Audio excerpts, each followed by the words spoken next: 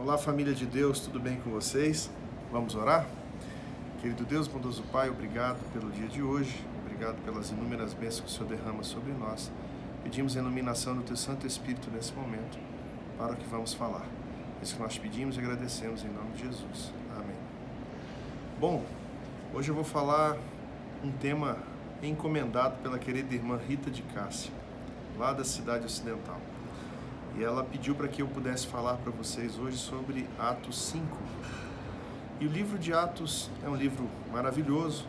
E como diz o pastor Jair, um grande amigo meu, o nome do livro de Atos não deveria ser Atos dos Apóstolos, mas sim Atos do Espírito Santo. E nisso eu concordo plenamente com ele.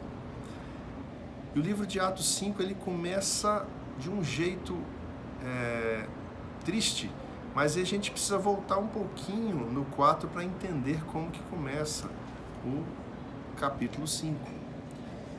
No versículo 4, no capítulo 4, a gente tem lá a citação de que o Espírito Santo agia tão forte, tão poderosamente na vida do povo. O povo estava tão empenhado na missão de que não havia nenhum cristão que passava por necessidade. Isso se dava pelo fato de que pessoas vendiam suas casas, vendiam suas propriedades e as colocavam a favor do Evangelho, a ponto de que a igreja tinha dinheiro e esse dinheiro era revertido para as necessidades dos mais humildes. E conta-se no capítulo 4, no capítulo 4, que um rapaz chamado Barnabé se converteu.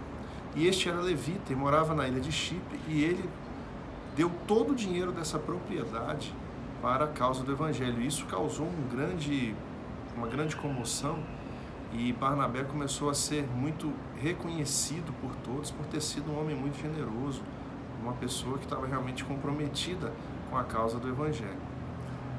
E aí começa assim, mas Ananias foi aquele que quis pegar uma carona no sucesso de Barnabé, na notoriedade que Barnabé teve, e ele falou também a mesma coisa: eu também vou vender minha propriedade, eu também vou colocar minha propriedade para a causa do Evangelho.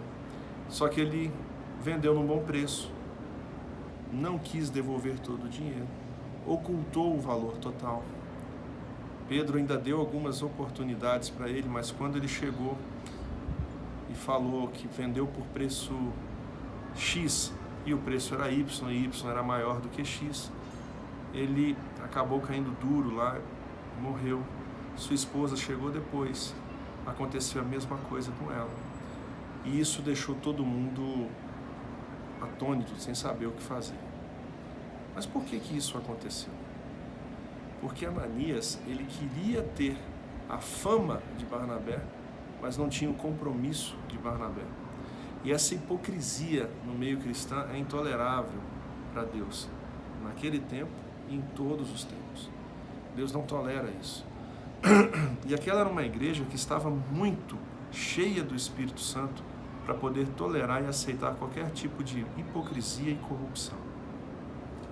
A ponto de que, depois que surge esse parêntese nessa história da ação do Espírito Santo, porque a história de Ananias e Safira é um parêntese.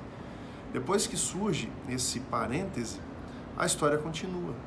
E a história continua dizendo que os apóstolos, eles eram tão cheios do Espírito Santo, que as pessoas iam para as ruas onde eles passavam porque a sombra deles já curava. Tamanha era o seu poder vindo do Espírito. E a pregação do Evangelho crescia e muita gente era convertida e muita gente ia se tornando cristã. E a coisa chegou até o Sinédrio e o sumo sacerdote ficou com inveja e ciúme, esse é o termo que está lá na Bíblia, desse crescimento assustador do Evangelho, e ele chamou a todos para conversar, e a primeira decisão foi: prende todo mundo. E prenderam todos os apóstolos. Só que naquela noite, na prisão, um anjo chegou. E o que o anjo fez?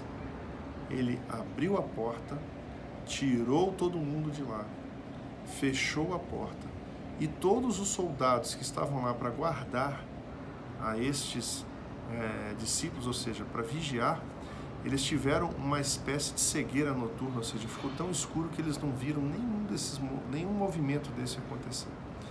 E aí os discípulos saem, os apóstolos saem, e eles vão para suas casas, e no outro dia de manhã eles já vão para o mesmo lugar no templo pregar. E aí o sumo sacerdote chega de manhã e fala, vai lá buscar todo mundo que nós estamos esperando ele aqui. Quando chegam na prisão não acham ninguém, e alguém diz, olha, não sei como que eles saíram da prisão, porque estava tudo trancado, mas uma coisa eu sei, eles estão lá pregando. E quando eles foram chamados para conversar com essas autoridades judaicas, eles chegaram de cara dizendo, olha, vocês estão proibidos de pregar o Evangelho. E Pedro fala, como que nós vamos desagradar a Deus e agradar aos homens? Só esse texto aí já dá um sermão. E aí, ele falou, e detalhe, nós temos que falar desse Cristo que vocês mataram, mas ele ressuscitou e ele está vivo, e é por isso que nós temos que pregar. E aí ficou um alvoroço, um estardalhaço muito grande, e eles queriam matar esses homens, até que chega Gamaliel, o brilhante Gamaliel, e ele fala, talvez um dos discursos mais célebres que a gente tem na Bíblia, porque ele fala, retira os apóstolos, eu quero conversar olho a olho com vocês e dizer, olha gente, não dá pra gente brigar com os planos de Deus. Quando a coisa não vem de Deus, ela se dissipa fácil. Aconteceu isso aí com Teudas e com Judas, mas se esses cristãos, eles realmente estão vindo de Deus, eu posso garantir para vocês uma coisa, vai prosperar, a gente querendo ou não, e a gente corre o risco de lutar contra Deus. E aí a gente vê o crescimento do Evangelho se expandindo e frutificando. E hoje a gente tem um ministério que vem de Deus, e a gente sabe disso. E esse ministério tem que ser pregado hoje. E nós precisamos estar cheios do Espírito Santo. Nós precisamos de uma igreja pura, sem corrupção. E nós precisamos estar revestidos desse poder, porque ninguém segurará a mensagem que nós temos, a mensagem do terceiro anjo, para este tempo. E nós, revestidos de poder, faremos proezas para a honra e glória de Deus, e muitos se converterão nesses últimos dias que nós estamos vivendo aqui nessa terra. Tá bom? Que Deus possa abençoar todos vocês, e vamos orar neste momento. Querido Deus, obrigado por tudo, obrigado por sabermos que o Espírito Santo, quando ele atua na tua igreja, ela cresce exponencialmente, e milagres são vistos a todo o redor. E que nós possamos nos preparar para o recebimento deste mesmo Espírito, como igreja, através da chuva serôdia, e que com isso nós possamos pregar e converter a muitos. Nos abençoe e nos oriente sob a luz do teu Santo e bom Espírito. É isso que nós te pedimos e agradecemos em nome de Jesus. Amém. Um abraço para você.